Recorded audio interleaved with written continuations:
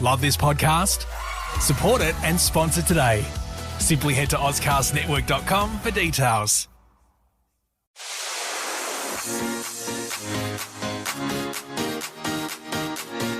Ladies and gentlemen, girls and gays. From gutters to gay bars and everywhere in between. Here to finish off your Tuesday, it's your three besties, two brunettes and a gay. Welcome everyone to this fine Tuesday. It is your two brunettes and a gay, Deanna, Celeste and Aaron here. Good afternoon. Tuesday. Good afternoon, Aaron. Good afternoon. That was very formal, wasn't it? I know it was. Thank you for showing up today. Happy Tuesday. Happy Tuesday on Tuesday. Happy Tuesday. Yes, we have a big show this week. We actually do. I know that we joke sometimes that we say that we have a big show and we don't have a big show. We do. We actually do have a big show this week. I know there's some big promises being delivered, but the first one this week is that, Aaron, you and me, it's a special week for us. Sorry, Celeste. It's a special week for Aaron and I. I'm just here. April 20 babies. April 20 babies in 2 days. Aaron and I share a special birthday. We do, and we're both going to turn 21. We both turn. Well, you're both if aging I'm 21, backwards. you're 23. Because let's be honest, you're the older one here out of the two of us. I know, I'm on the wrong side of 35. Shoot me. Well, I'll be heading that way on Thursday too. So it doesn't make me feel any better. God, I feel sorry for both of you. No, It's your birthday show. Are you excited? we are excited. Very. What have you got planned for us? Oh, look, you've got a lot of things in store. Later on in the show, we've got a little bit of a birthday quiz for the two of you.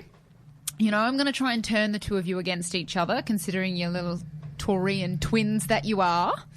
Well, I'm more an Aries / Taurus. With a moon, in in Uranus. Yes, thank you.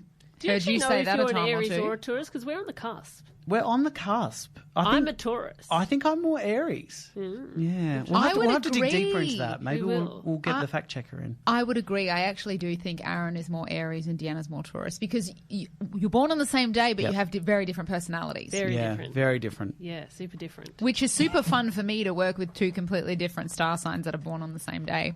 So it's going to be a big show for you guys. It's your birthday show. So we've also got birthday songs coming up.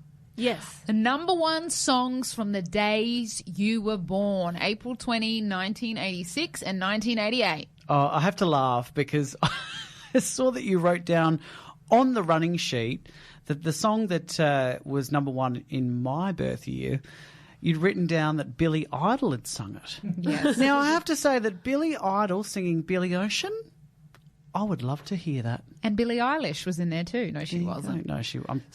So what was the number one song on the day that Aaron was born then? Well, the number one song on the day that Aaron was born was When the Going Gets Tough, Billy Ocean. Ah, I see. tough And get for those going. listening, we're 2 years apart, so obviously we didn't have the same song, even though we were born on the same day. Yes, so But- that was 1986. You did get the better song. I did get the better. Well, your Totes Jelly, because let's like be honest. This is one of your idols. 100%. Can we swap? Well, I don't know how that's possible, but I'm not attached. So the number one song on the day that I was born, Kylie Minogue. I should be so lucky. lucky. Oh, and she should be so lucky. And Deanna should be so lucky to get that song on her birthday. But you know what? Before we get to that, we've had a big weekend. We always have big weekends, but I've had a gripe this week. Oh, okay. not again. And I got to get it off my chest before we go any further because I feel like I can't continue on with the show before I address this. You seem like you're steaming right now. Address this. Oh, nice pun.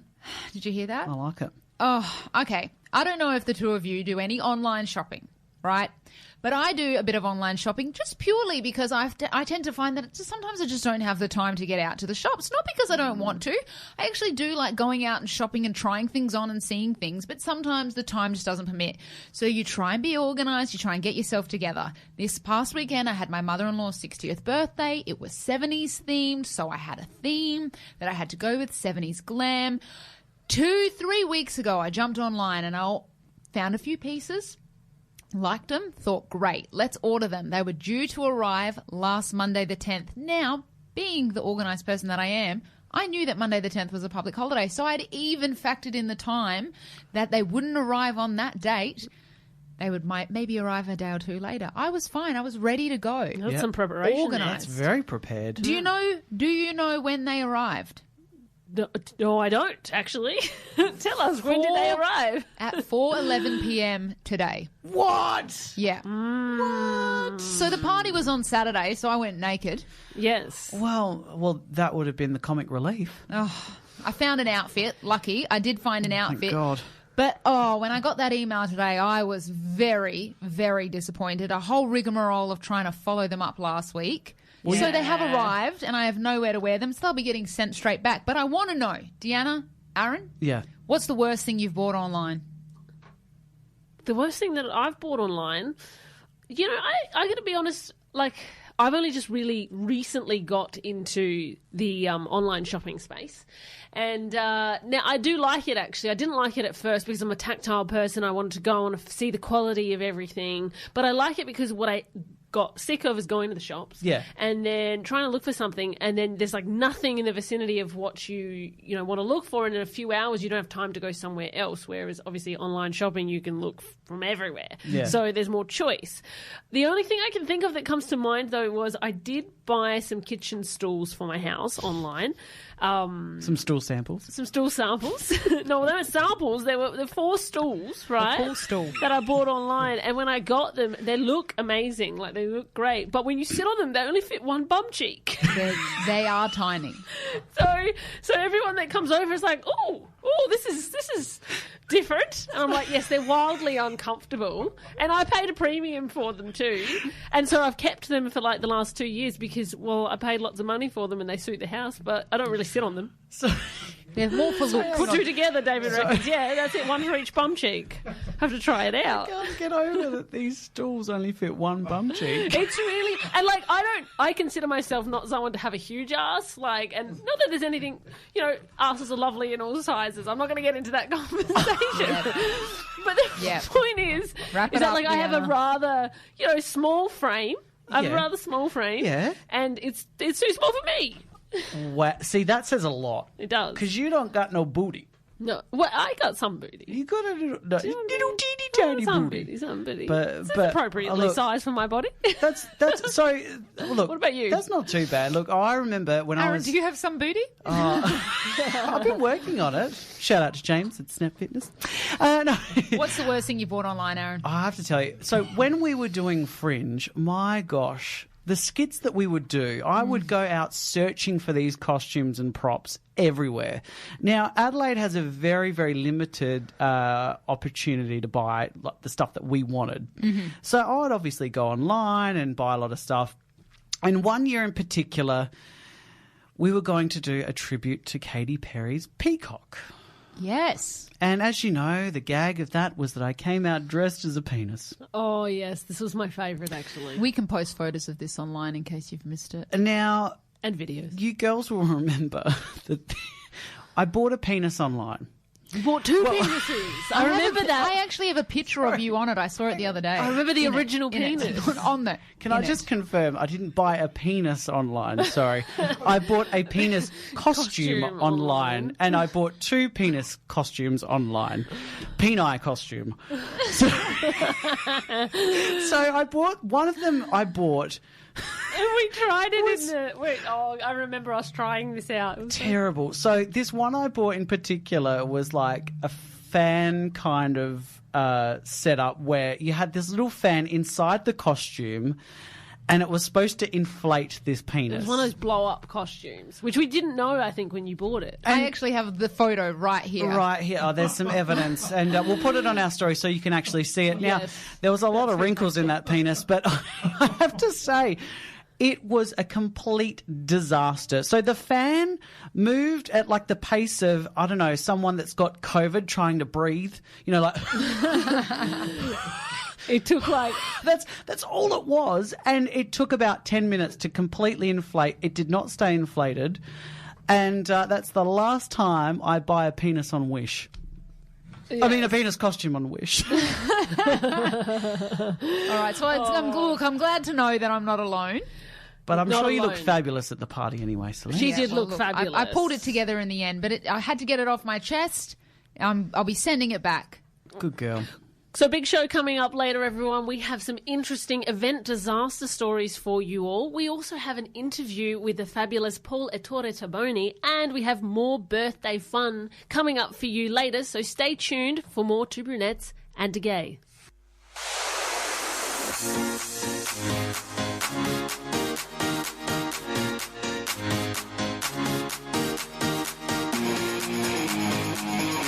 So last week, you know what? It wasn't just my costume that gave me the gripes. No, you had a My big costume that has arrived after my event. We had another gripe last week, and look, this one was quite a bother. This one was actually really quite a problem, and it took over our week last week. So anybody that knows Deanna and I, you know that we have a singing studio. Deanna owns a singing studio. It's called Voice House, located right here in the Adelaide CBD. And twice a year, every year, for 15 years, we put on a gig for our singers where we invite our singers that have been working with us for a little while to come along and actually showcase what they've been working on. And some years it was more than twice a year, actually. Yeah, going back in the early days. Back in the early days, we did 6, I think, in some years. Wow. We did a lot of shows. That's a lot. Yeah. So we do this gig every year, twice a year, and have done at the same venue, the venue that shall not be named. We have done at the same venue for the last 3 years. Basically, since COVID, we've been using the same venue. And it's like clockwork. We book in the dates 6 months in advance. The whole thing just copy-pastes. New singers go in. We've worked with them forever. It's great. We love it. Except last week, when I got an email, letting us know that our venue had unfortunately double booked us. For 3 weeks' time? Yeah. For 3 weeks' time. Wow. May 6th was May when the 6th. event is, right? And so we got this email last week. Well, actually, we got this Good Friday. So So it wasn't a Good Friday. It wasn't a Good Friday, right? It was not a Good Friday. So then we had 4 days with no communication in which we couldn't even fix this issue. And not only that, it was an email, not a phone call, and then no one was working over the 4-day long weekend. So they were like, hey, so you've been double booked. Must have been the old event manager. Did you send an email to the previous event manager? Because we don't have a record of it. So what other dates can you do? We've got this available. And the thing is that we have 50, how many singers, Celeste? 57? No, I think it's about 53. 53, okay, something like that. 50-something singers, all lined up, booked in for the gig. They've been working towards it for like 6 months now. We have already released tickets on sale, so close to 100 tickets were already sold at this point in time as well. And we were like, yeah, we're not changing the date. We are not changing the date. So what it did was started this wild goose chase that I had to go on then in the... from the Tuesday, obviously, when everything opened back up, contacting every other venue that I could in town that's big enough, because we're quite big. We have like 300 people over the course of the night. So it's a decent, like, we've got 2 shows. It's a whole rigmarole. It's a big thing. Hence why using the same venue is so easy, because they know how we do things, and it can be quite a big thing. It's a mammoth to coordinate. Celeste spends like the good part of 3 months before organising every detail meticulously. Like, we have it down pat. Oh, that's why she's always in a mood. That's part of the reason. Basically, Yeah. don't come near me in the next 2 excuse. weeks. No, but so we had to go on a wild goose chase, and we were luckily come to the rescue of, thankfully, by the Palais at Semathorth. Thank you to the Palais. Big shout out to them as well. Palais. But it led us thinking, events are stressful enough already. Mm-hmm. They're stressful enough already. So we put a shout out on our social media and we said, hey, we want to hear some of your event disasters, because we know the last couple of years has already been a bit of a for Shitstorm. events. Exactly. For events. Literally. As it is. So we were like, okay, let's hear some of your event stories. And we actually got quite a few funny ones through. Oh, there were some great ones. Some really, really good ones. Can't Aaron? wait to hear. Well, actually, I have heard one of them, and I'm going to play it for you right now. So have a listen to this event disaster.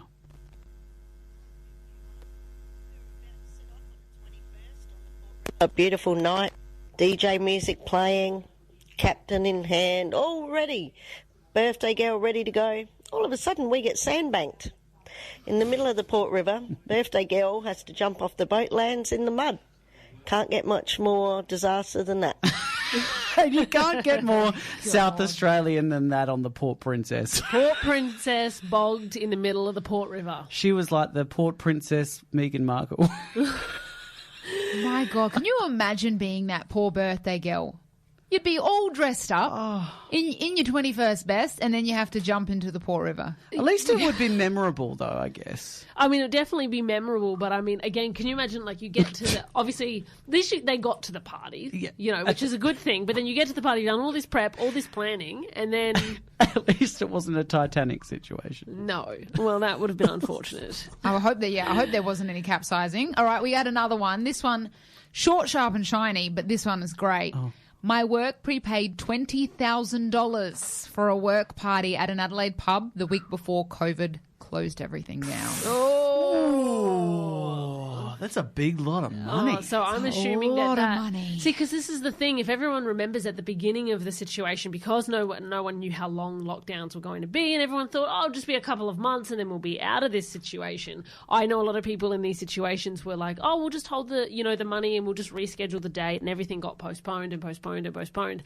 And then I know some people that got postponed like 3 years later, eventually when they could find a suitable date. Yeah. Well, I did ask this person through social media if they actually eventually got the event that they paid $20,000 for, and they said we put it off 6 months at a time hoping COVID would go away.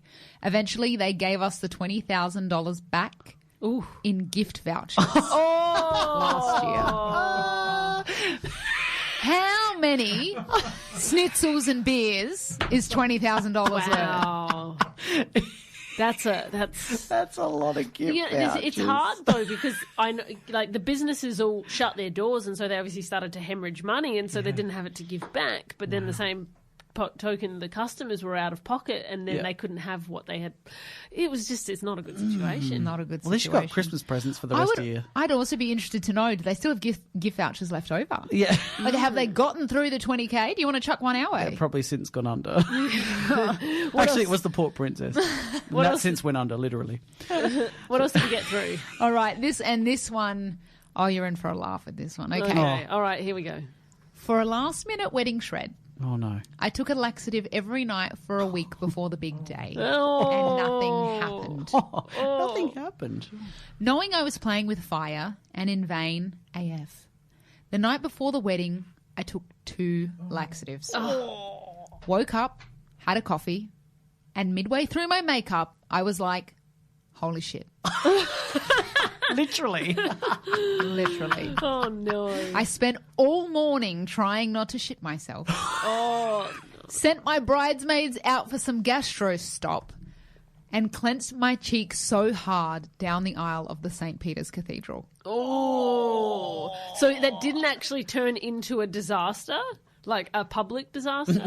I don't think it was a public disaster, but I'm pretty sure that would have been a disastrous morning for any bride. Oh, yes. Anybody getting ready for a big event, but on your wedding day? Yeah, and you're wearing white. And let's be honest, a wedding dress is not an easy thing to go to the toilet in. Well, actually, I mean, I know this firsthand because, it just reminded me of the fact that for Celeste's wedding, first thing in the morning, I was the matron of honour, and my cousin goes to zip me up she was a bridesmaid, she goes to zip me up in the dress, and the zip broke. And that was why Celeste was late to her wedding, because my dress had to be sewed onto me, and I couldn't drink water all day or anything so that I didn't have to go to the toilet, because I had to be unsewn out of the dress to go to before the reception to pee.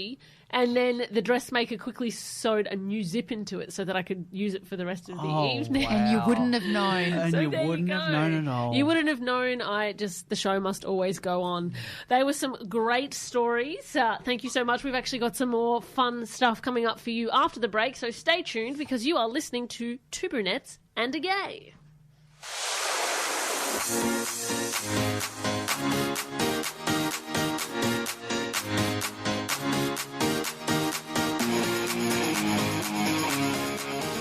Oh, girls. You know what? Look, I have to say it. I've lost faith in society. That's depressing. No, Aaron. As I turn, it's your birthday week. As I turn 37 this year, I look at the world around me and I'm pretty depressed, I have to say. Oh, God. You know what set me off on the weekend? What? Well, let me tell you. Well, you're going to tell us anyway, aren't you? I'm just going to say it. I didn't care if you wanted to hear or not. But I went for dinner at the pub on the weekend. Surprise, surprise. Me and Mark down at the pub again. Oh, that's unusual for you. Very unusual. Do very they know you by unlike us. first name? They do, actually. They just have the drink on arrival. What's your local? Our local's the Cremorne. Have you guys been there? I haven't. I don't think I have I know it, either. but I've never been there. Really good pub in Unley. Shout out to the Cremorne. We love the Cremorne. They have your usual on tap. You would love it. There's a vegan menu too. Oh, I'll be Okay, heading well, there. let's book that one in. We'll be there. Specifically for the vegans. And yes. Anyway, no, I'm digressing here because went for dinner at the pub and, Mark's a big sports nut now, so he wanted to go and watch the Crows live Is at it the pub. unusual for a gay man to be a sports nut? Well, I think so. Okay. So when I met It's Mark... not stereotypical. No, because when I met Mark, he wasn't really into sports, but now he's, into the Grand Prix, he's into football, I don't know what's next. Is he into the sport or is he into the players? I think it's both. Hey. Yeah, but look, we went to the pub and had dinner, and I was gobsmacked. What happened? No. So I went to sit down and took a sip of my beer, and I looked over. Now, there were 2 tables of children. Okay. Okay, so number one. That doesn't sound that bad. Well, to me, children at a pub is take them to Hungry Jack's. But That's what it's there for. I looked a little closer, and you know what I saw? Tell us. It was a child's birthday party. Yeah, what's wrong with that? Now, I'm sorry. Children's parties have lost their bloody way, I have to say. Oh. So we're talking like a full-blown child's birthday party that you would see at like McDonald's was at the pub on Saturday. At the pub on the weekend. Are we talking lunch or dinner? day or night. We're talking dinner. Oh, so well, do We're you know talking how 7 old, o'clock at night. how old did the children look? Oh, look, they weren't tiny young, but they were like, around 10, 11 or something like that. Right. Now, but the thing I don't get is, look, okay, at that age, all I wanted to do was, play Sonic the Hedgehog or, I don't know, go and... Sizzler, plates and platters. Oh, Sizzler. I love Sizzler. But, but the thing is, to me... Go bowling, Is go this- to time zone. the best days. Yeah. And back in the day when I had a child's birthday party, not my child, but when I was a child, when I was a child, our birthday parties were very, very low key. We had a Woolworths mud cake, and we just had family and friends over, and it Fairy was bread. fairy bread, Pigs in a blanket. Love a piece of fairy bread. Well, and it just... Were you the fairy bread at this child's birthday party? He definitely was the fairy. I That's for still sure. include fairy bread in all my parties. But Yeah, look, but- times have changed, Darren. I have to ask though, They've is this just the changed. generation now? Are we letting, children into adult areas like pubs and what's next? Clubs? So what is it? You disagree that children should have birthday parties? I think children should have At birthday parties within reason, right? So I think that children's birthday parties now, I think parents are putting way too much time and energy into thinking about these birthday A parties. bit too extravagant for you? Also, I think that they're putting too much time and energy into thinking about their own interests as part of the birthday party as opposed to their child's. I mean, for instance, if I was a child, my first choice wouldn't be going to the Cremorne. I don't know, Celeste. What are you? I'm pretty sure if your parents asked you when you were 10, you would have said, let's go to the pub. I know you now, Aaron, and I think when you were 10, you would have gone to the pub. So you're not for the extravagant birthday party? Look, I have to say, I am not for children having those extravagant birthday parties. Because I think it also sets up an expectation that kids each year will be like, oh, what's next? So we've done this year and it's got to be bigger and better next year. And then the parents have to fork out more money every year. And, It gets big. Well, we took this to a poll on Instagram and we have the results. But before we get to the results, Deanna, are you for or against the extravagance? Okay, so I'm not a parent, firstly, right? So this is just my own judgment call. I get that parents are getting busier and busier, so it is really hard. And I mean, my business used to run children's birthday parties 10 years ago as well. And it's really hard for parents because they don't have a lot of time. And so going external is obviously really useful at this point in time. But I will say, there we go. I think I've lost my mic. I'm back. But I will say that I don't think that the big elaborate, because I know that some birthday parties are getting like really, really elaborate. It's like about spending more money and more money and more money on top of it. I will say that I don't think that that's a great idea. Too much. The extravagance is too much for you, Deanna. Well, I am going to take your extravagance and I'm going to say that I actually think it's great.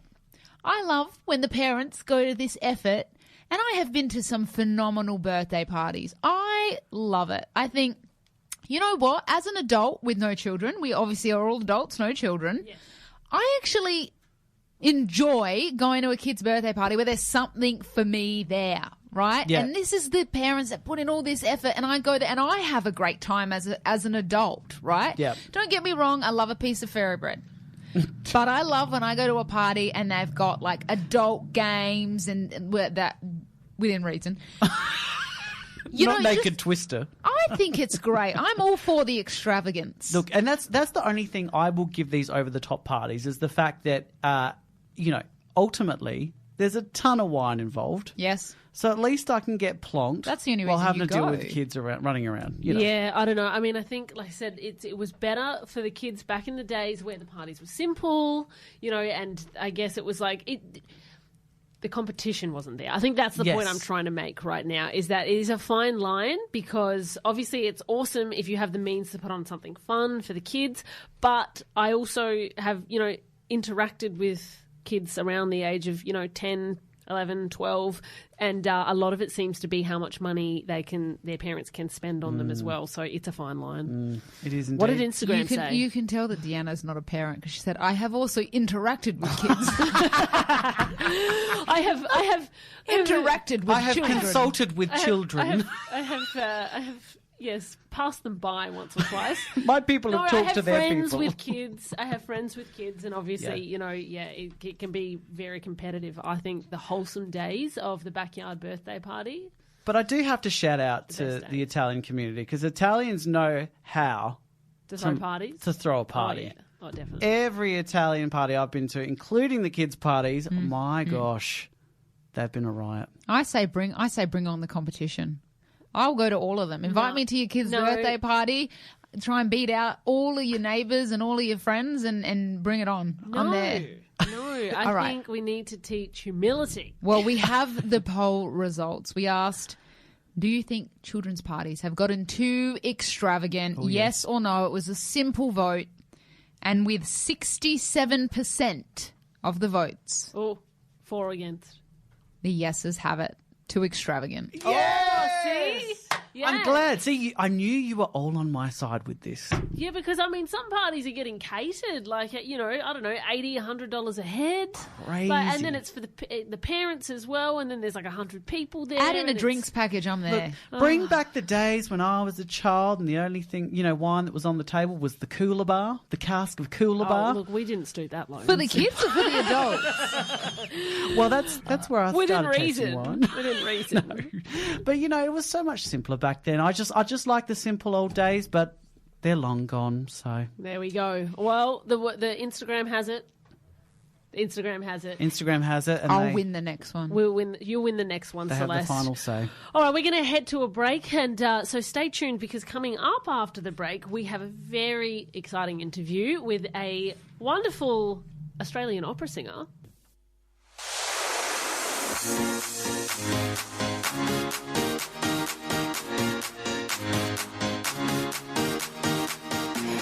So we have an exciting guest coming on shortly, the tenor from Oz.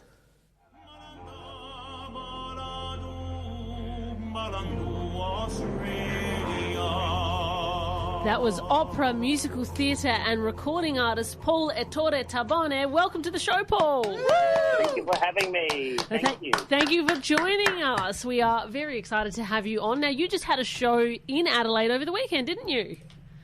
In Adelaide? No, not this weekend. I will be coming down this weekend on Saturday afternoon. That's directly after the show that I'm doing at the Regal Theatre. Okay, yes. There you go. I've looked at the wrong date. Okay, so you are coming down to Adelaide. For some reason, I thought you were off already on your tour of the world, selling lots of tickets in the glamour and glitz, but that's okay. You've got little old Adelaide coming up soon. Are you here yet, or are you interstate at the moment?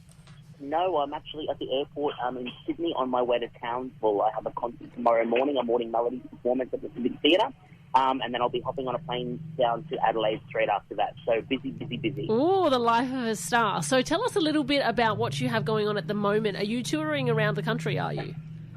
Yes, I've just finished a year here in Australia doing the Phantom of the Opera in Sydney, Melbourne, and the outdoor production of the Hand Opera production of Phantom of the Opera. I've come back from the UK about 3 weeks ago, and I'm touring around with a variety of different shows all over Australia. So I'm very lucky to be coming to Adelaide this weekend and performing in a show very close to my heart called Viva or Pavarotti Viva. That sounds amazing. So tell our listeners, for people who obviously maybe not know a lot about you, or they might know your music, but they don't know a lot about you personally, a little bit about your journey to becoming an opera, musical theatre and recording artist, or known as the Tenor from Oz. Look, that's a very lovely question, and I love telling this story because I come from a very small town in Far North Queensland called Ingham. Wow. When I was 3 years old, I had an infatuation with listening to Pavarotti on TV. This infatuation really did not blossom into anything. I was a football player. I played rugby league most of my life. And when I was 16, my piano teacher at the time asked me to do a funeral, to sing at a funeral. And obviously, as an under 16 boy in Ingham, I was like, absolutely, I'm not singing at that because that is not what a boy does up there. No. But she really begged me to put something together, and she's like, can you just sing one verse and one chorus of Amazing Grace? Anyway, I was like, okay, look, she did a lot for me. I went home. Mum obviously was like, you're doing it. And you're listening to the mother, so I had no choice in the matter. And while I was in the shower just like singing along and just trying to learn the song, my mum just like bashes in the door of the bathroom while I'm butt naked and is like, oh, you've got a good voice. And I was like, are you, Mum, can you, one, get out of here? And like, I'll be having a shower again. Anyway, when I went outside, Mum and Dad were sitting there like real Italians that they are and were just like, you've got a good voice, son. Sing it for us again. And I was like, I'm not singing again, Mum. Anyway, long story short, I went back to the piano teacher the next day. I sang for her. She put the lid of the piano down and was like, Paul, you are not good at the piano. If you're going to do anything with music, it's going to be your voice because, God, it's a beautiful one. And I kind of just started being, thinking about all those times when I was younger listening to Pavarotti, and I thought, you know what, I really love singing. Nothing that I really thought of doing, but, after that I did straight into external music exams, and a year later got into a Bachelor of Musical Theatre, and from there I travelled the world, went to Italy, and, this is the great part of this full circle story is that when I was in Italy, 2 weeks after I arrived, I got an audition at the Luciano Pavarotti Foundation. Wow. And at that time, I didn't really sing opera. I was a very classical sounding, naturally sounding operatic tenor. Yep. And I went in and I sang Maria from West Side Story. Good song. And Pavarotti's wife was like, Paul, that is not opera. And I was like, oh, I know, I'm sorry, I don't really sing opera. She's like, do you sing anything classical? And I sang O Sole Mio. And I'm like, okay, so I sang O Sole Mio. And she stopped me halfway through. She's like, that's enough. That's enough, we'll be in contact. And I was like walking out going, God, I really did not do well in that audition. And then 2 weeks later, got a call from her, and she offered me to sing at the arena in Verona. And that was in front of 20,000 people and broadcast to 20 million people. Oh, my God. So it was just like the biggest turn of my career. And, the story has continued since then. Music theatre, opera, recording, it's been a whirlwind. What a story. It sounds like it's been a whirlwind. So you've performed all over the world, Paul. Where's your favourite? What's been your absolute favourite performance or favourite place to actually perform? Look, I am London-based. I love London. I love the hustle and bustle of the city of London. And I suppose the most iconic place, apart from, the arena in Verona, has been Her Majesty's, or now His Majesty's Theatre on the West End, where I performed just nearly 1,700 performances of Phantom of the Opera. Yeah, well, we were going to talk to you about your long run in the Phantom of Opera. So you've been both on the West End and in Australia. How many years did you tour with the production? Yeah, in total, I think it's been about 6 years now. So it's been quite a long time. It's taken up a big part of my life.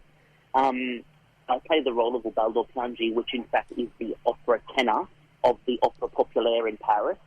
And, you know, it's a very fitting part, obviously, for me. I am a very robust tenor, one could say, similar to that of Pavarotti. And, you know, I fit the character very well. And I've performed it all over the world now, and will probably continue performing it in years to come. It's a great role. There's a lot of depth there, and the musical fandom is obviously iconic. And, you know, it's a joy to say that that's my job. Yeah, well, I hope to see it one day. It sounds amazing. And I'm curious, is there any other dream role that you haven't played yet that you're really keen to play? Look, there is a few operas that I would love to play. Obviously, you know, I'm very lucky. I have been in Angela Weber shows now for the last 13 years.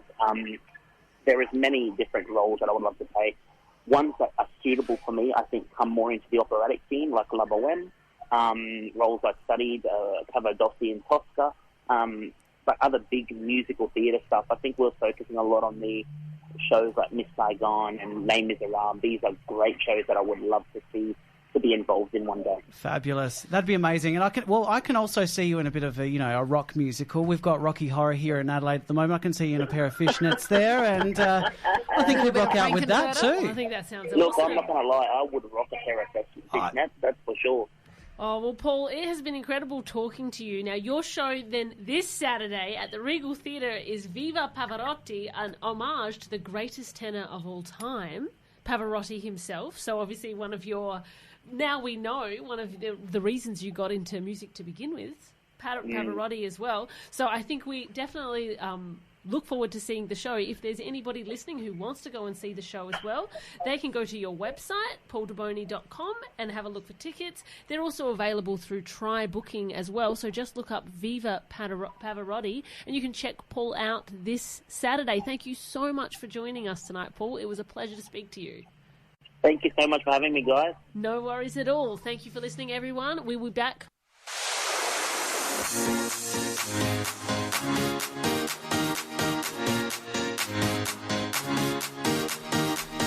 So if you're just joining us, you might have missed out at the beginning of the show. We announced that it is actually Deanna and Aaron's birthday week, right? So we are celebrating their coming of ages tonight.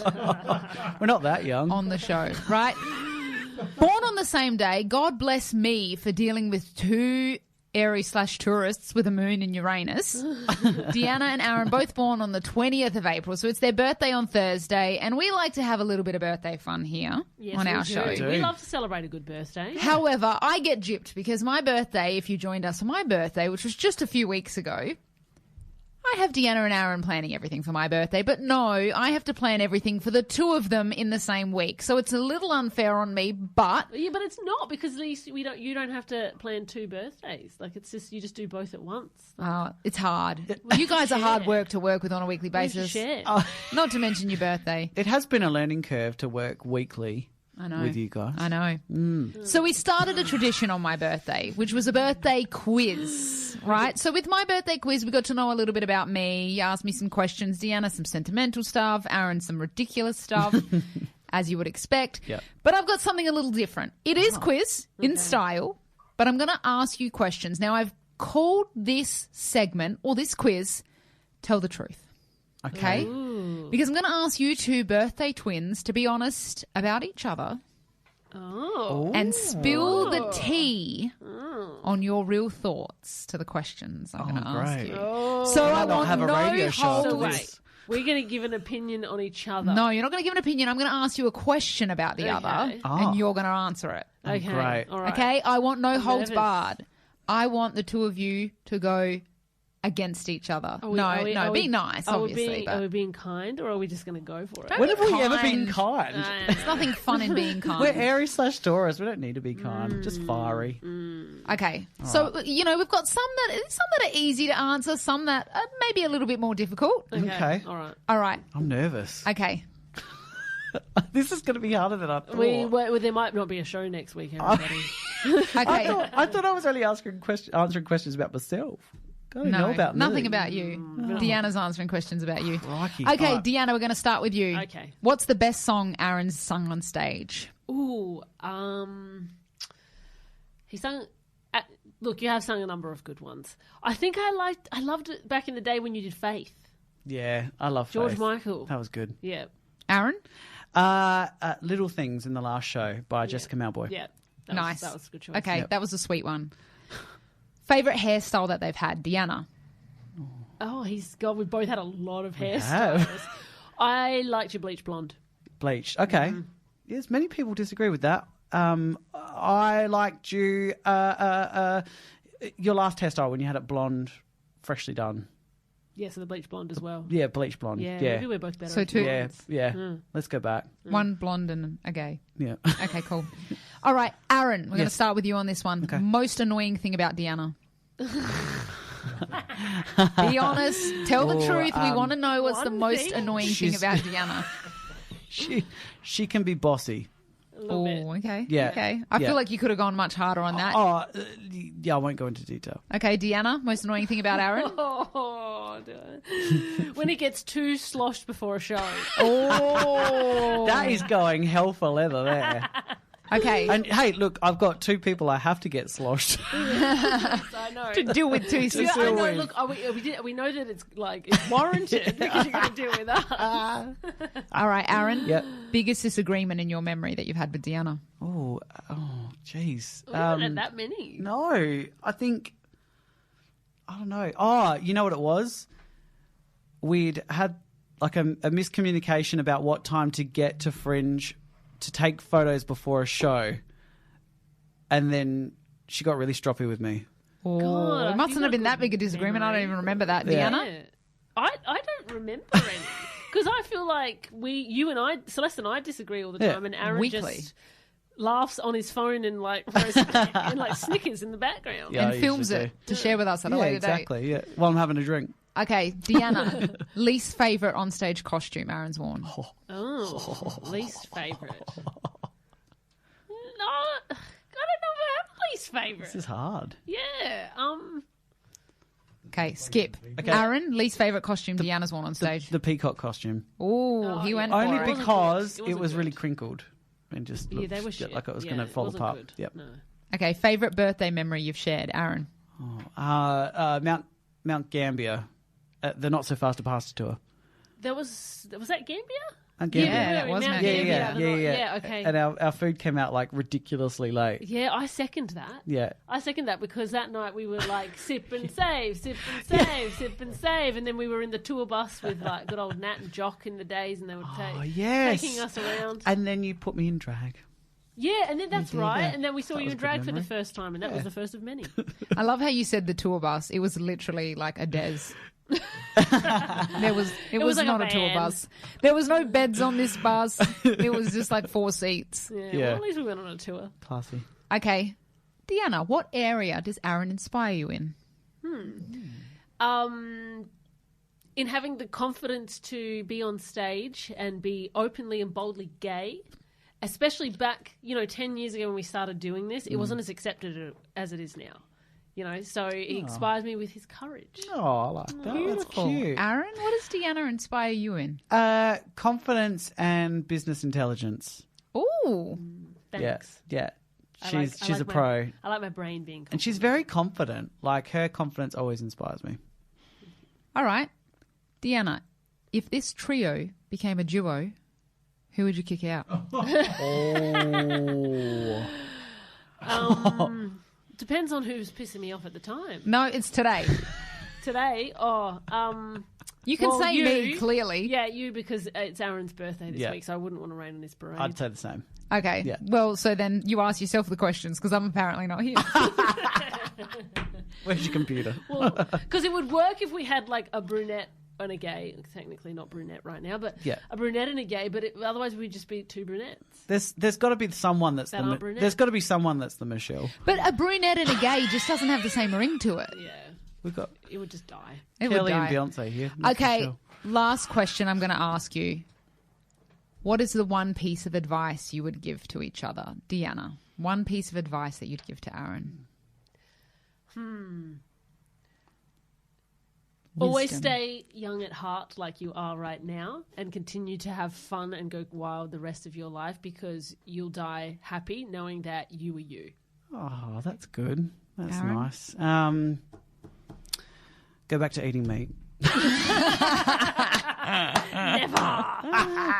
No, other than that, there's nothing I could say. You are your own inspiration. You're my inspiration. So you know it all. Thanks, doll. And that concludes our Tell the Truth birthday quiz for Deanna. I think the two of you were very nice to each other. I think you know what? I saw you going a lot harder on each other with that, and I think you played it very safe there. It's safe or diplomatic? Because we've got to be back here, Either or. every week. So You got to come back the every thing, week. though, realistically, behind the scenes, we're not mean to each other. No. I think it's a good insight. playful. No, but let's be honest. You'd be lying if you didn't say that, when you leave at night, you probably have, thoughts where you're like, oh, if only, Aaron did this, or if only Deanna or Celeste did this. We all think that. Yeah, but We've worked together for 15 years. You think it, you don't say it.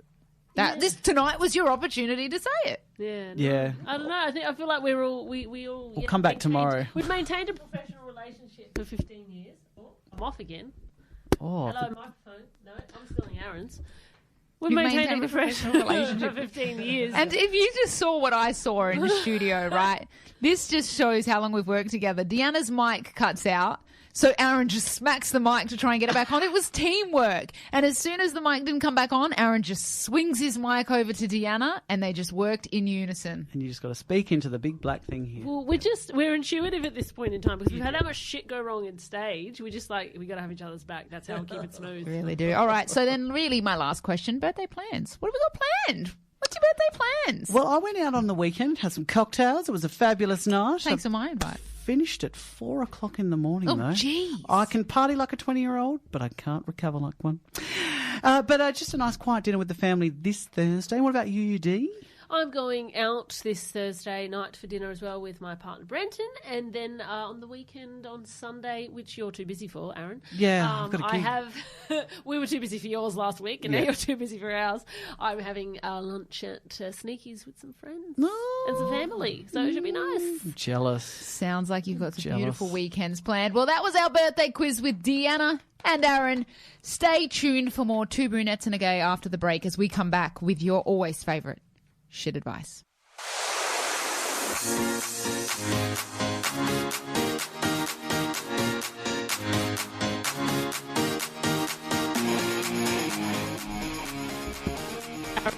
Is my microphone working? Oh, look what Celeste is doing. No, She's we trying to are- jeopardise us. We are finally free.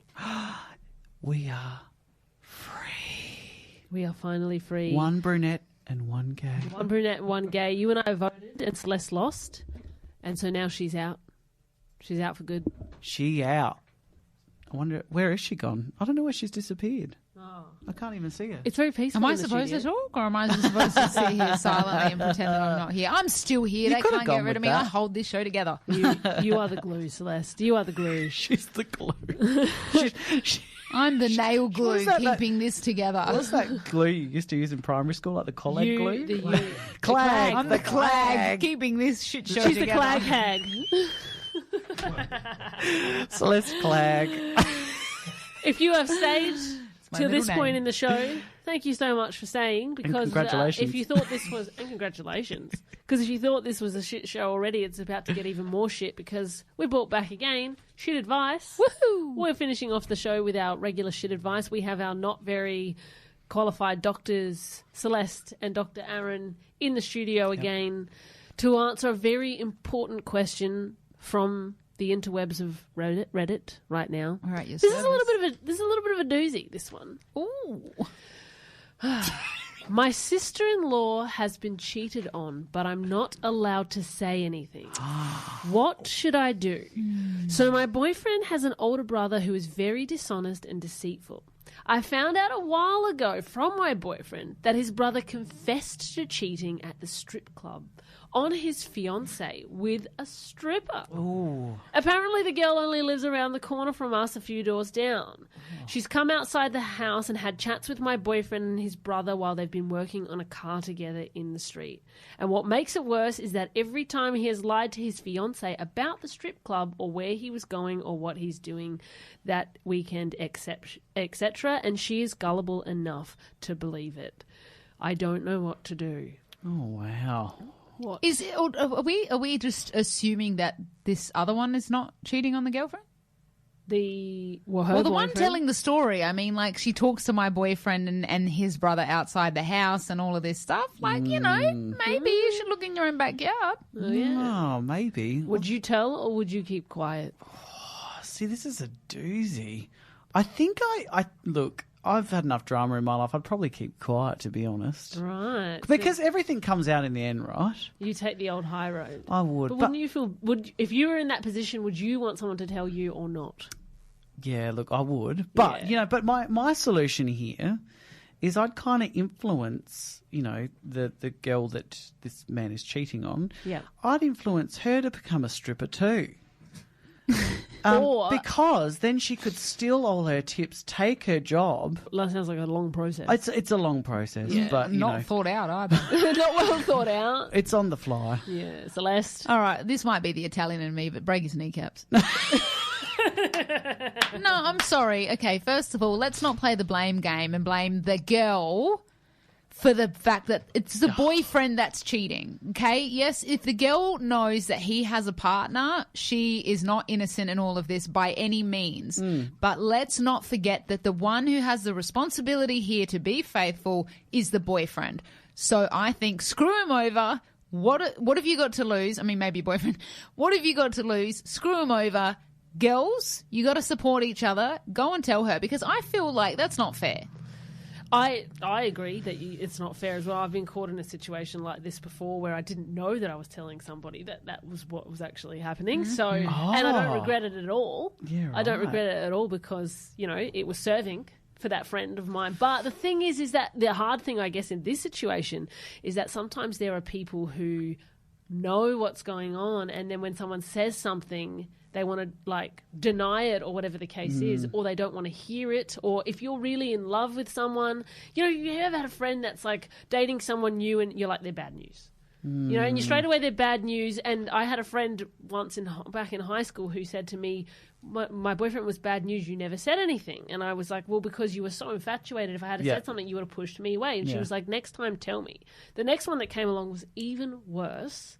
And so I told her, and then we weren't friends since. Oh, see? She did Still exactly not what friends I saw. now. Still not friends now. So I guess it's a tricky situation because you don't know how they're going to react at the same time. Look, it is a tricky situation, but at the end of the day, I feel like if you'd want to know, you got to tell the person. I think that's what it comes down to. If you'd want to know if it was happening to you, you got to tell the person. You got to man up and do it. But what I want to know, if this was your partner that you found out was cheating on him, cheating on you, what would you do to him?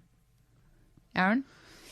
Oh, I'd probably... You'd get some revenge. Well, I'd put acid in his eye so he can't see that stripper again. Oh, How about that or one? you'd steal all the cash out of his wallet so when he gets to the strip club, he's got no money to give to the girls.